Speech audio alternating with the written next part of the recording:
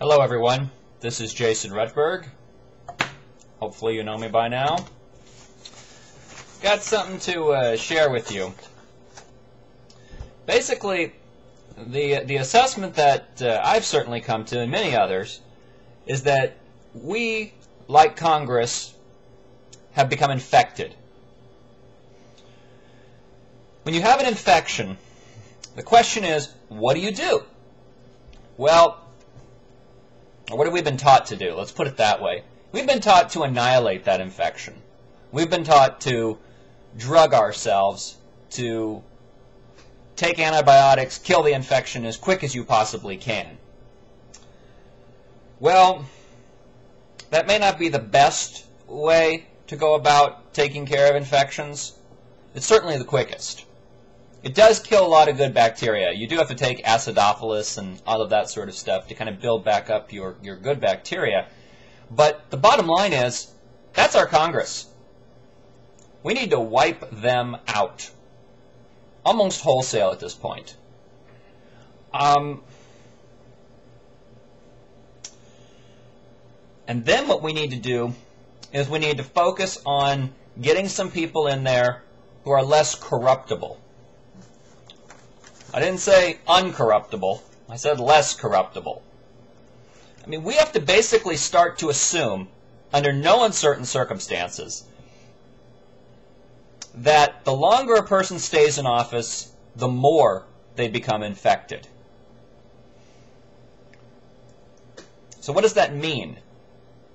What that means is that they begin to lose their values. They begin to lose touch with their own values, their own reason for being there. And it doesn't match their actions anymore.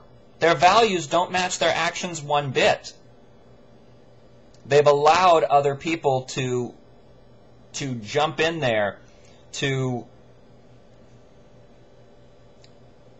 offer them things that they always wanted, maybe material things that they always wanted, or they blackmailed them, or whatever. So, I mean, basically you've got this cesspool there that as soon as you stick somebody in, their integrity declines dramatically.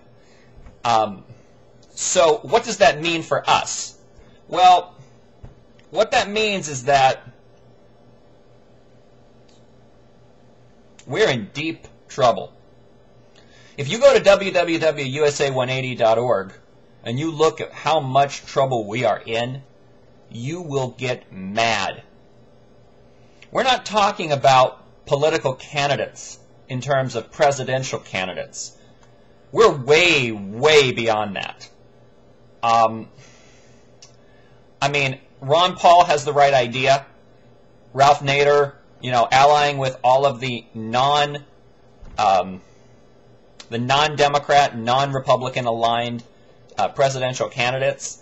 That is certainly a good idea because effectively Democrats have become social welfare, Republicans have become corporate welfare, and they started out as Democrats were for other people, Republicans were for themselves, and we needed both. And that would create a nice linkage in Congress, nice linkage in the presidency. But we don't have that anymore. We have welfare coming out of government, and which basically means you're not responsible for anything you do. I mean, that's effectively what that means. So yes, we do need to open up the debates. Yes, we do need to do all these other things, but one person is not going to make a hell of a lot of difference there. We need a force there that represents us.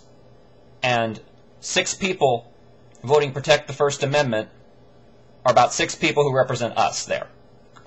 So, we have to assume that we are no different than them.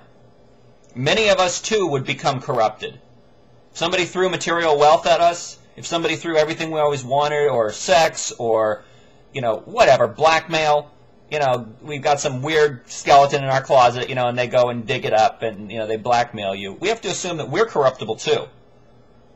So the question is, we're divided, and the goal here, the question is, what do we do about this? And what we do about this is we recognize that we are divided for a reason. And that reason is it ensures we never, ever see the infection and the scope of the infection. And like I said, you want to see the infection, you really want to get some courage up and see the infection, go to www.usa180.org. You'll see it. It's pretty damn clear. So, what we have to do is we have to look at the infection in ourselves, in our own families, in our own minds. We have to recognize that the infection is really about disconnecting from other people. It's about disconnecting from what we believe. It's about when the hair stands on the back of your neck and you go, oh my God, something's wrong.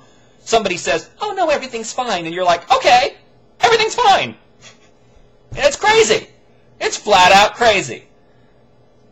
So, you know, what we have to do here is we have to really examine our own values. You know, if we say our kids or our country are the most important thing in the world to us, how much time do we spend on that?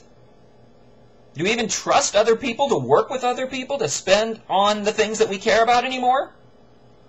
I mean, this is the deception, that we're all alone, that we're separate, that we don't have the same concerns, that we're these fictitious parties. But I don't want to go there right now. Where I want to go is I want to say, where does your time go? Where does your time go?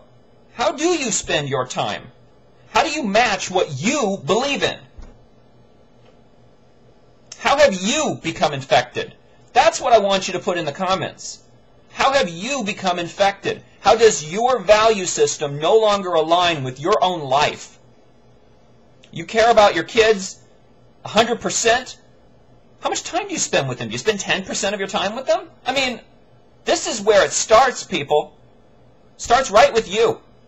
It starts taking personal responsibility. And that is what they do not want you to do.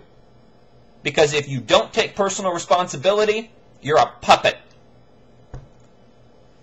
So please discuss how you've become infected in the comments below, how you can take your own personal responsibility, and how you can stop being a puppet. Because if you give your power away, you can be damn sure somebody's going to come in and take it.